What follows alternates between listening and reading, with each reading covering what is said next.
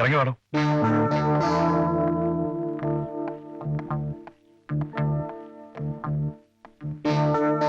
താനാണോ KCT 781 driver? അതെ sir. എന്താ പേര്? മിനിമോൾ. മിനിമോൾ എന്നാണോ നിങ്ങളുടെ പേര്? അല്ല, അത് ഓട്ടോറിക്ഷയുടെ പേരാണ്. നിങ്ങളുടെ പേരെന്താ? Madhavan. Shall I take him? Yes, sir.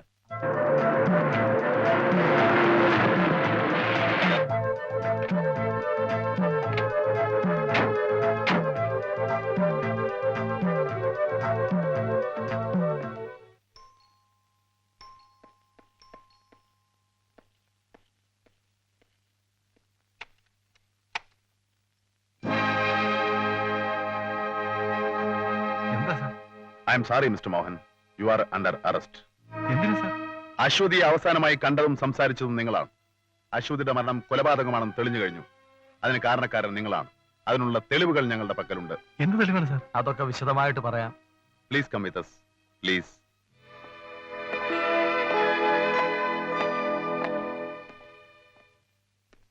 നമസ്കാരമുണ്ട്. Thank you. ഞാൻ കോടതി വാദിച്ചുകൊണ്ടിരിക്കുമ്പോഴാ ഗുമസ്തം എന്ന് പറഞ്ഞത്. കേട്ട പാടെ ഞാൻ ഇങ്ങോട്ട് പോന്നു. എന്താ സാർ കാര്യം? എന്തിനാ എന്നെ അത്യാവശ്യമായിട്ട് കാണണമെന്ന് പറഞ്ഞേ?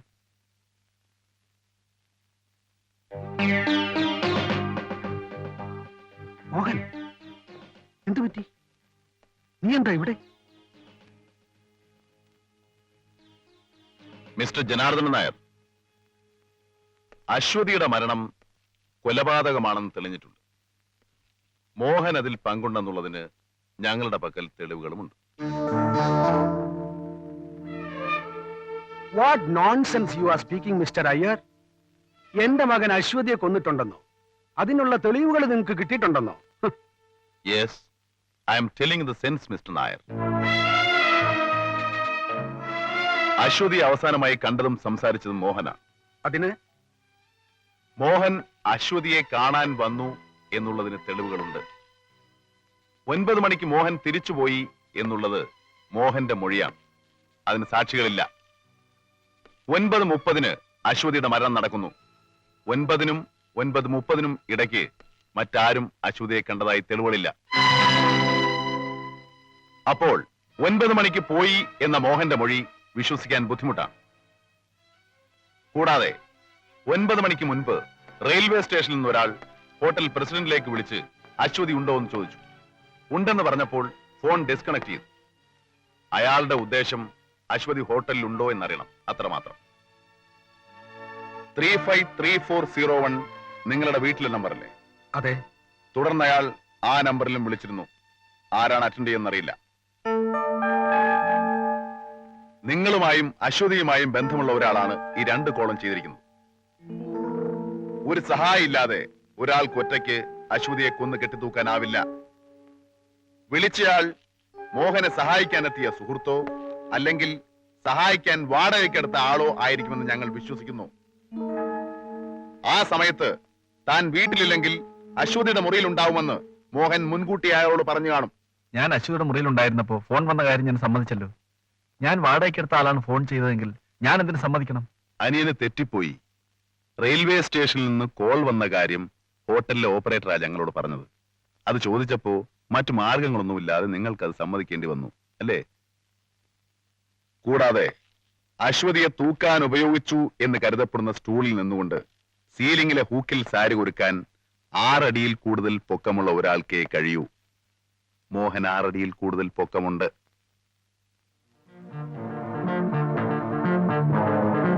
ഇനി കൊല്ലാനുള്ള മോട്ടീവും സഹായി ആരാണെന്നും കൂടി അറിഞ്ഞാൽ കിട്ടുന്ന കേസൊക്കെ കൊലപാതകമാക്കാനുള്ള ആക്രാന്തത്തില് കെട്ടിച്ചമച്ച ഈ കീറാമാറാപ്പ് ആര് വിശ്വസിക്കും മിസ്റ്റർ? സംശയിച്ചവരൊക്കെ കയ്യിൽ നിന്ന് വഴുതിപ്പോയി. പിന്നെ കിട്ടിയവനെ കുറ്റവാളിയാക്കുക. കൊള്ളാം, നന്നായിരിക്കുന്നു. ഇതാണോ CBIയുടെ രീതി? I will sue you for this. മാനനഷ്ടത്തിന് നിങ്ങൾ സമാധാനം പറയേണ്ടി വരും. മുറിയിലിരുന്ന് സംസാരിച്ചത് കൊണ്ടോ 6 അടി പൊക്കമുള്ളത് കൊണ്ടോ ഏതോ ഒരുത്തൻ റെയിൽവേ സ്റ്റേഷനിൽ നിന്ന് ഫോൺ ചെയ്തത് കൊണ്ടോ ഒരാൾ കുറ്റവാളിയാകുമോ എന്ന് എനിക്കൊന്ന് അറിയണം.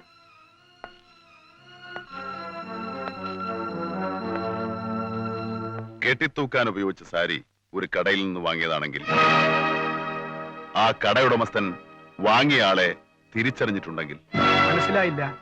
അശ്വതിയെ കെട്ടിത്തൂക്കാൻ ഉപയോഗിച്ച സാരി വാങ്ങിയത് മോഹനാണെന്ന് തെളിഞ്ഞിട്ടുണ്ട്. ആ കടയുടമസ്ഥൻ മോഹനെ തിരിച്ചറിഞ്ഞിട്ടുമുണ്ട്. No! You are lying! You are a bloody liar! എന്റെ മോൻ ഒരു കടയിൽ നിന്നും സാരി വാങ്ങിച്ചിട്ടില്ല. താൻ പച്ചക്കള്ളമാണ് പറയുന്നത്.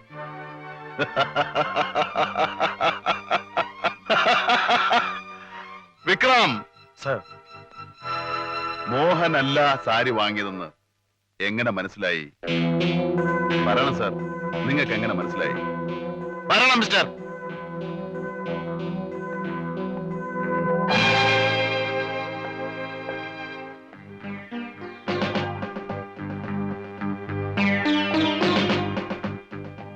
ഇപ്പൊ പറയണം, ആരാ സാരി വാങ്ങിയത്?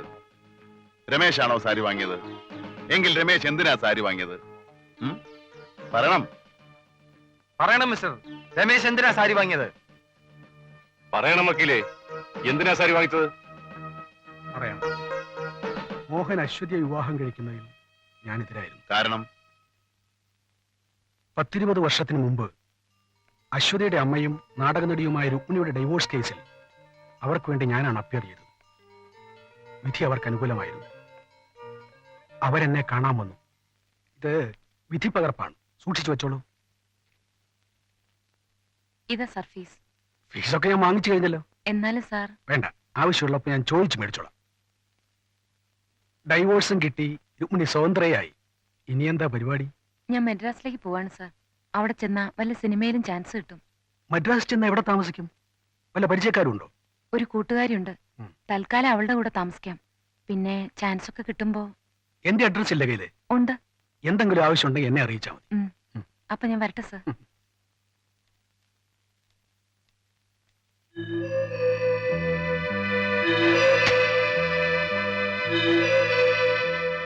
കേസിന്റെ ആവശ്യത്തിനും മറ്റും മദ്രാസിൽ പോകുമ്പോൾ പലപ്പോഴും ഞാൻ രുക്മിണിയുമായി കണ്ടിരുന്നു.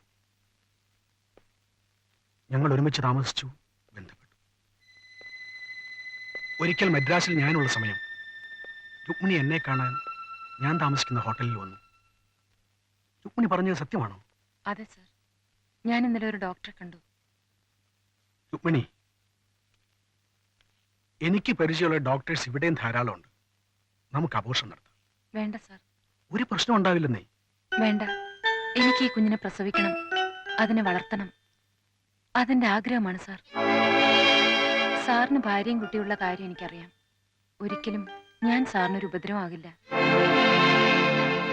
ഈ കുഞ്ഞിന്റെ അച്ഛൻ ആരാണെന്നുള്ള കാര്യം ഞാൻ ഒഴികെ ഈ ലോകത്ത് മറ്റാരും അറിയില്ല. സാറിന് എന്നെ പൂർണ്ണമായും വിശ്വസിക്കാം.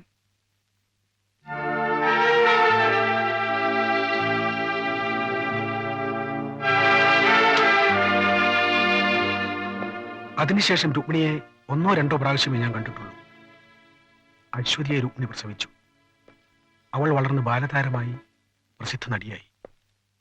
രുക്മിണി മരിച്ച വിവരം ഞാൻ ഏതോ പേപ്പറിൽ വായിച്ചാണ് അറിഞ്ഞത്.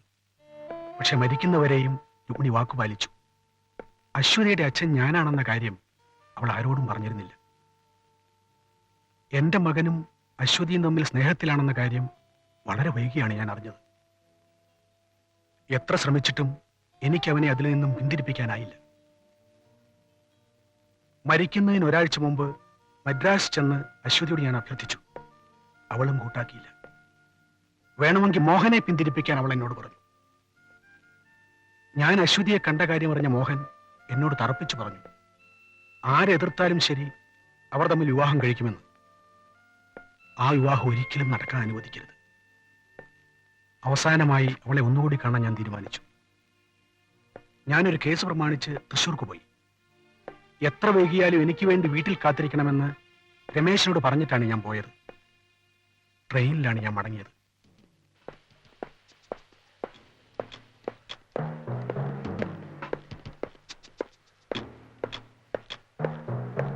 $87152.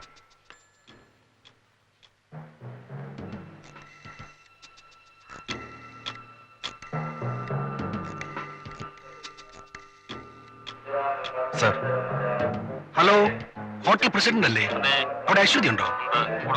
Please hold 353401.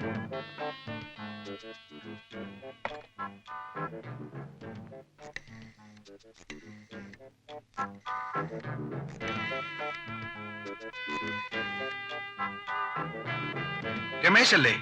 ഞാൻ ഹോട്ടൽ പ്രസിഡന്റിലേക്ക് പോവുക. നീ അങ്ങോട്ട് വാ. Quake.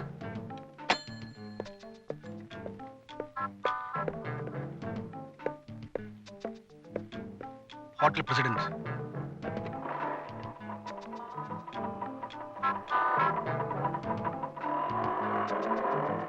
George Girinair. Joy BTH. Hotel president. എന്താ പേര്? Advocate SJ Nair. താനിങ്ങനെ എന്നെ അറിയും? എന്റെ ചേട്ടന്റെ ഒരു കേസ് സാറ് വാദിച്ചിട്ടുണ്ട്.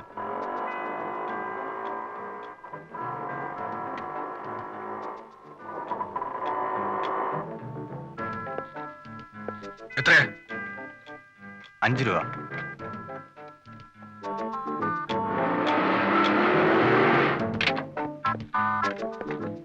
ആ, താൻ എത്തിയോ? എത്തി. വണ്ടി കൊണ്ടുപോയി പാർക്ക് ചെയ്തിട്ട് പോരെ. ശരി. എന്താ കാശ് പോരെ? മതി സർ. പിന്നെ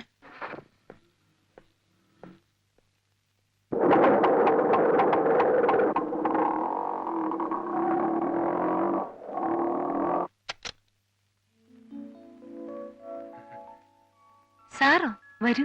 താങ്ക് യു. ഇരിക്കൂ. മോഹൻ ഇപ്പൊ പോയതേ ഉള്ളൂ. മോഹൻ എന്ത് പറഞ്ഞു? മെഡ്രാസിൽ മടങ്ങിയെത്തിയാലുടൻ രജിസ്റ്റർ വിവാഹം നടത്താന്ന് പറഞ്ഞിട്ടാ മോഹൻ പോയത്. അശ്വതി എന്ത് തീരുമാനിച്ചു? എന്റെ തീരുമാനം ഞാൻ മെഡ്രാസിൽ വെച്ച് തന്നെ സാറിനോട് പറഞ്ഞതല്ലേ. നീ പിന്മാറില്ല അല്ലേ? മകൻ എന്നെ വിവാഹം ചെയ്യുന്നതിൽ സാറിന് എതിർപ്പുണ്ടെങ്കിൽ ആ കാര്യം മകനോട് പറഞ്ഞാ മതി. അല്ലാതെ നീ പിന്മാറില്ല? ഇല്ല.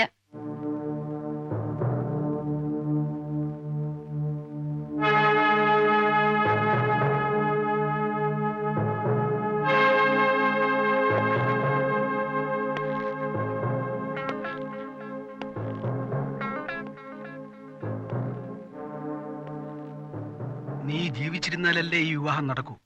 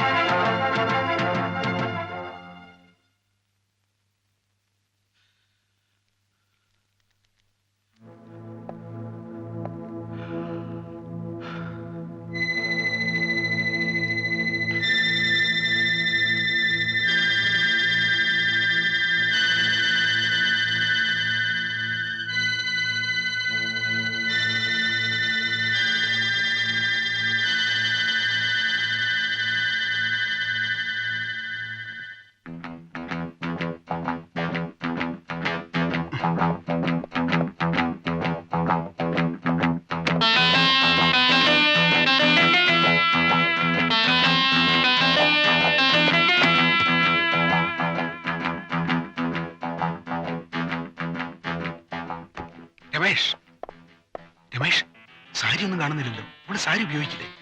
ഞാൻ വാങ്ങിച്ചോണ്ടിരുന്നു സാർ. ഈ സമയത്ത് എവിടെ കിട്ടും? ട്രാൻസ്പോർട്ട് സ്റ്റാൻഡിൽ ഒരു കടയുണ്ട്.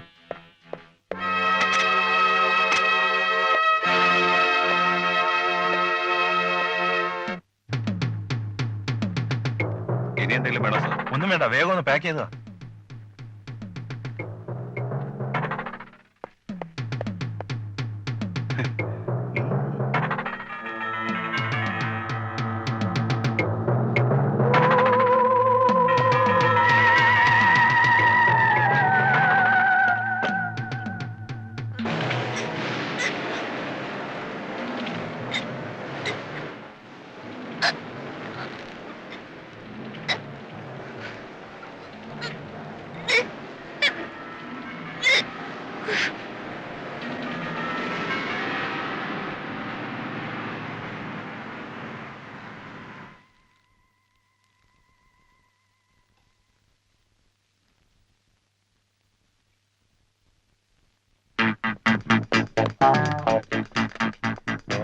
നീ പുറത്തിറങ്ങി പൊടി പൂട്ടിയിട്ട് ഈ താക്കോല ജനലിൽ കൂടെ അകത്തേക്ക് ഇടണം. വെട്ടിയെടുത്തോ. വാ. വാ,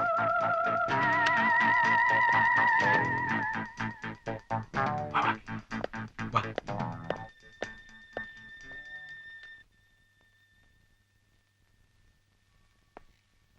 മറ്റൊരു മാർഗവും ഇല്ലാത്തതുകൊണ്ടാണ് ഞാനത് ചെയ്തത്. അശ്വതി നിങ്ങളുടെ മകളാണെന്നുള്ള കാര്യം അശ്വതിയോടോ മോഹനോടോ നിങ്ങൾ എന്തുകൊണ്ട് പറഞ്ഞില്ല? അപമാനം ഭയന്നാണ് ഞാൻ പറയാഞ്ഞത്. സഹോദരൻ സഹോദരിയെ സ്നേഹിച്ച് വിവാഹം കഴിക്കാൻ തീരുമാനിച്ച കാര്യം നാട്ടുകാരറിഞ്ഞാൽ അത് താങ്ങാനുള്ള ധൈര്യം എനിക്കുണ്ടായില്ല. Very sorry mister Mohan. കുറച്ചു നേരത്തേക്കാണെങ്കിൽ കൂടി മോഹനെ കുറ്റവാളിയാക്കിയതിൽ എനിക്ക് ദുഃഖമുണ്ട്. ഓട്ടോ ഡ്രൈവറുടെ മൊഴിയിൽ നിന്നും യാത്രക്കാരൻ വക്കീലാണെന്ന് മനസ്സിലായി. തുണിക്കടക്കാരൻ രമേശിനെ തിരിച്ചറിഞ്ഞതോടുകൂടി തെളിവുകൾ പൂർണ്ണമായെന്ന് ഞങ്ങൾ കരുതി. പക്ഷേ മിസ്റ്റർ രമേശ് ഞങ്ങളുടെ കണക്കുകൂട്ടലുകൾ മുഴുവൻ തെറ്റിച്ചു. വാദിക്കാനോ നിഷേധിക്കാനോ നിൽക്കാതെ രമേശ് കുറ്റം സമ്മതിച്ചു. കൂട്ടത്തിൽ ഗുരുവിനെ രക്ഷിക്കാൻ വത്സല ശിഷ്യൻ താൻ ഒറ്റയ്ക്കാണ് അശ്വതിയെ കൊന്ന് കെട്ടിത്തൂക്കിയതെന്ന് പറഞ്ഞു. ഞങ്ങൾ എത്ര ശ്രമിച്ചിട്ടും രമേശ് തന്റെ സ്റ്റേറ്റ്മെന്റിൽ തന്നെ ഉറച്ചു നിന്നു. He is very sincere to you. ഒരു സഹായം ഇല്ലാതെ ഒരാൾക്ക് ഒറ്റയ്ക്ക് ഈ കൃത്യം ചെയ്യാനാവില്ലെന്ന് ഞങ്ങൾക്ക് ഉറപ്പുണ്ടായിരുന്നു. ഒരുപക്ഷെ സഹായിയെ പിടികിട്ടാതെ ഈ കേസ് കോടതിയിലെത്തിയാൽ ആ കാര്യം കോടതിയിൽ ഉന്നയിച്ച് തന്റെ സീനിയർ തന്നെ രക്ഷിക്കുമെന്ന് രമേശ് വിശ്വസിച്ചു കാണും. അല്ലേടോ? ഏതായാലും മകനെ രക്ഷിക്കാൻ അച്ഛനെത്തുമെന്നറിയാം. അറിഞ്ഞുകൊണ്ട് ഒരു കുറ്റവാളിയും രക്ഷപ്പെടരുതെന്ന് കരുതിയാണ് ഇങ്ങനെ ഒരു നാടകം കളിക്കാൻ ഞങ്ങൾ തീരുമാനിച്ചത്. Once again, I feel sorry for what has happened, Mr. Mohan. CBIയുടെ രീതി മനസ്സിലായോ ഇപ്പോ? കെട്ടിച്ചമച്ച കീറമാറാപ്പൊക്കെ ഇപ്പൊ തെളിവായി. 20 വയസ്സ് കഴിഞ്ഞ് ജീവിതം ആരംഭിക്കാൻ തുടങ്ങിയ ആ പെൺകുട്ടിയുടെ ജീവനേക്കാൾ പ്രധാനമാണോ വാർദ്ധക്യത്തിലേക്ക് കാലൂന്നിയ നിങ്ങളുടെ ദുരഭിമാനവും അന്തസ്സും? ഒരല്പം കരുണ നിങ്ങളിൽ ഉണ്ടായിരുന്നെങ്കിൽ മകളും ജീവിച്ചു പോവായിരുന്നില്ലേ ഈ ലോകത്ത്?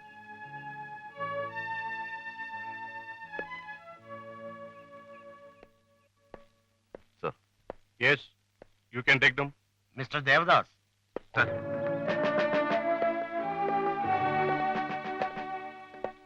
Take them. Sir. വരൂ.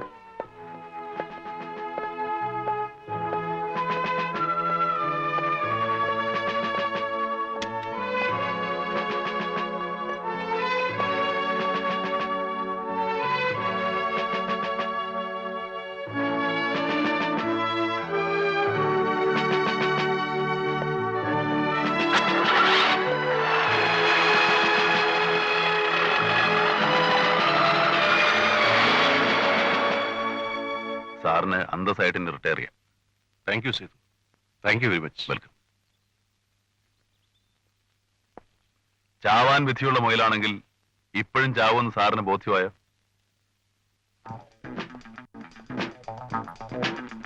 എന്റെ കർത്താവേ, ഇയാളെ വെള്ളം പോലും കിട്ടാത്ത ഒരിടത്തേക്ക് സ്ഥലം മാറ്റിയിരുന്നെങ്കിൽ. എന്താ അവസ്ഥ? അല്ല, ആ പിടികിട്ടാപ്പുള്ളി സുകുമാരക്കുറുപ്പിന്റെ കാര്യം ഇതുവരെ ഒന്നും ആയിട്ടില്ല.